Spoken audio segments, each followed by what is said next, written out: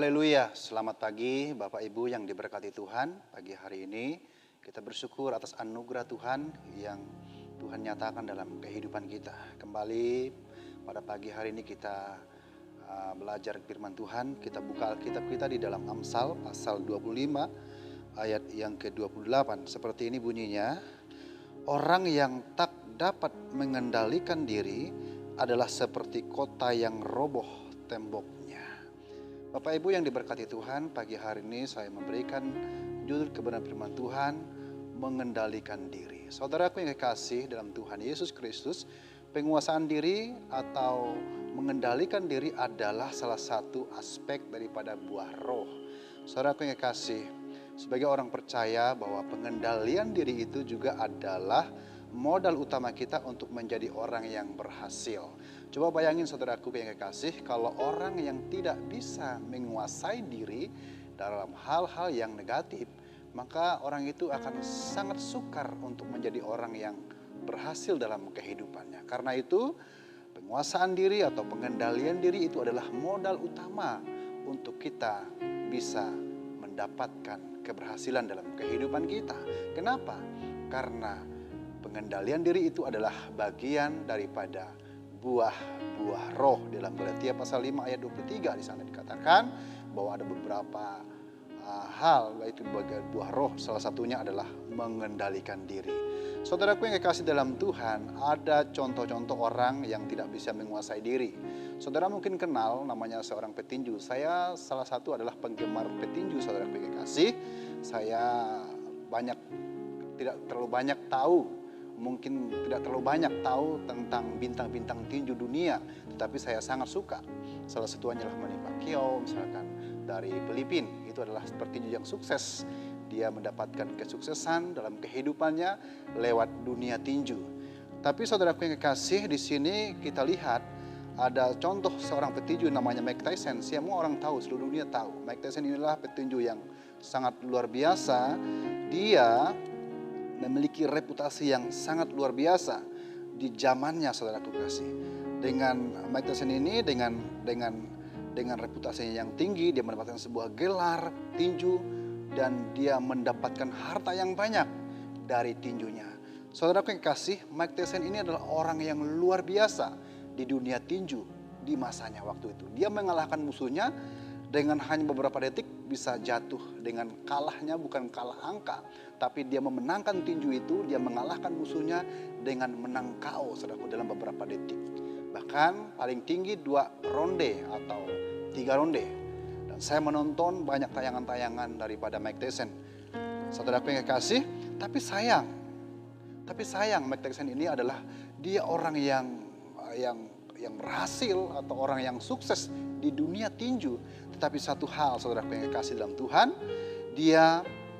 Mike Tyson tidak bisa menguasai diri. Dia jatuh di dalam pornografi, saudaraku. Dia dihukum masuk penjara.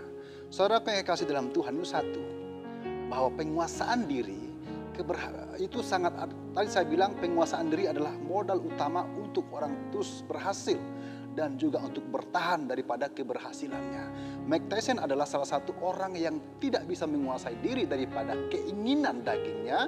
Dia jatuh di dalam dosa persinahan, yaitu dia masuk dalam pornografi, saudara kasih, sehingga apa yang dia miliki dari kesuksesan dunia tinjunya semuanya habis. Bahkan saudara kasih, yang paling miris dari kehidupan Mike Tyson adalah dia meninggalkan Tuhan. Begitu mengerikan, saudaraku. Nah, inilah salah satu contoh orang yang tidak bisa menguasai diri. Yang kedua adalah Hitler. Hitler adalah, kita tahu, pemimpin Jerman di kala itu. Dia membunuh 6 juta orang Yahudi, saudaraku. Begitu sadisnya. Itulah salah satu contoh-contoh orang yang tidak menguasai diri, saudaraku. Dia bisa menghancurkan dirinya sendiri, lalu dia juga bisa menghancurkan dan memusnahkan orang lain. Begitu mengerikannya orang yang tidak menguasai diri. Kenapa tidak bisa menguasai diri? Karena buah roh tidak ada di dalam orang itu. Di Alkitab ada nggak orang yang tidak bisa menguasai diri? Banyak sekali, saudaraku. Saya berikan beberapa contoh. Simpson. Kita tahu semua cerita Simpson. Dia adalah orang Nasir, orang pilihan Tuhan, salah satu hakim di Israel di waktu itu. Tuhan pilih dia, tetapi dia melanggar apa yang Tuhan tetapkan untuk sebagai syarat sebagai seorang nasir Tuhan.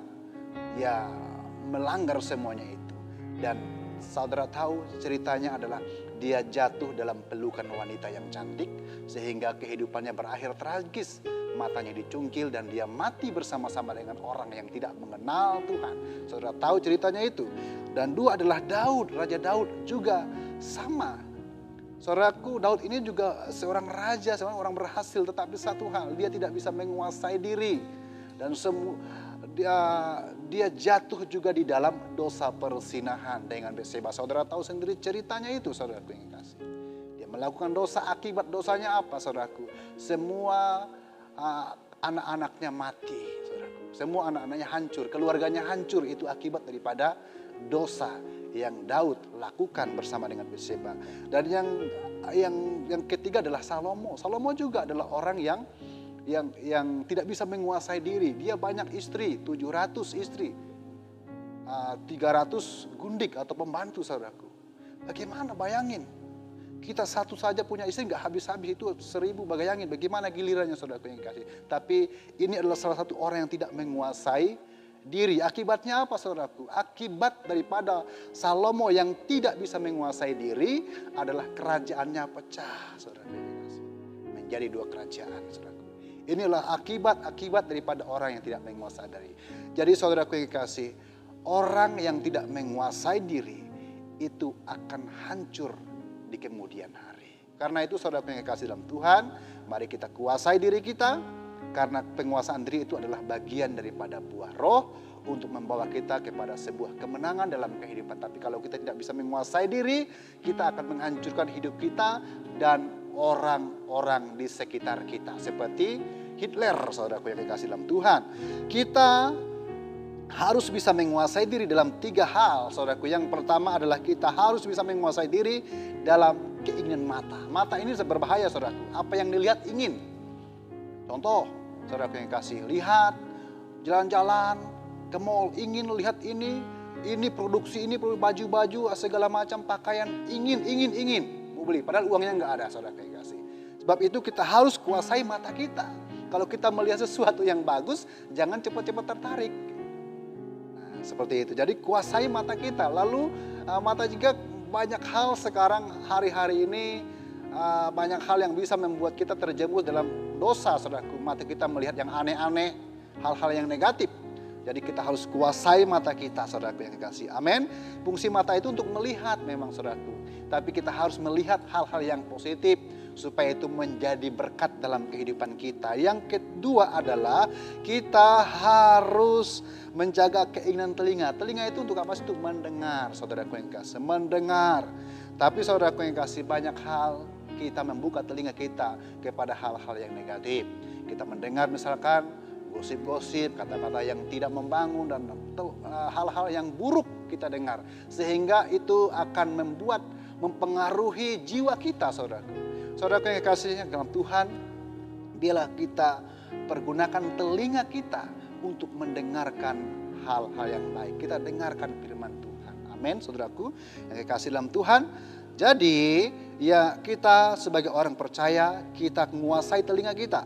Dan yang ketiga adalah kita menguasai mulut kita. Mulut itu apa, saudaraku? Kita tahu sendiri. Mulut itu Tuhan ciptakan untuk makan, saudaraku yang kasih. Yang kedua adalah untuk berbicara atau berkomunikasi. Jadi pergunakanlah mulut kita untuk makan yang baik. Ada Amsal berkata bahwa misalkan taruh pisau di lehermu, saudaraku yang kasih. Jadi kita harus jaga mulut kita dari makanan, misalkan makanan-makanan yang bisa mengganggu kesehatan kita. Lalu dalam pembicaraan kita atau kata-kata kita harus membangun orang, memberikan motivasi kepada orang lemah menjadi kuat, orang yang tidak punya pengharapan menjadi bersemangat dalam hidup karena kata-kata kita. Amin, saudaraku, yaitu tadi untuk berbicara. Jadi mulut itu untuk membangun orang. Nah, saudaraku yang kasih dalam Tuhan, bagaimana supaya kita tidak terjebak dalam keinginan daging? Saudaraku, supaya kita tidak terjebak, kenali setiap area hidup kita. Di area mana kelemahan-kelemahan kita. Kenali saudaraku. Contoh misalkan, kalau mulut kita misalnya tidak bisa kita jaga, kita harus kenali mulut kita di mana. Atau telinga kita, atau keinginan apa, mata misalnya. Kita harus kenali bidang apa yang menjadi kelemahan kita.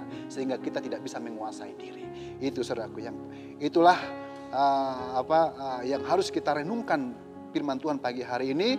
Jadi caranya supaya kita tidak terjebak dalam keinginan daging adalah kita mengenali setiap area di mana area lemah kita, saudaraku. Dan kesimpulannya adalah, saudaraku yang kasih, kita harus menguasai diri. Kenapa? Tanpa penguasaan diri, apapun yang kita kerjakan, apapun yang kita lakukan, itu akan berantakan. Puji nama Tuhan. Inilah renungan firman Tuhan. Sekali lagi, kuasailah dirimu, karena penguasaan diri itu akan mengangkat kehidupan kita. Puji nama Tuhan. Kiranya renungan firman Tuhan pada saat ini boleh menjadi kekuatan bagi kita semua dan memotivasi kita untuk tetap kuat, fokus, dan tetap menguasai diri. Amin.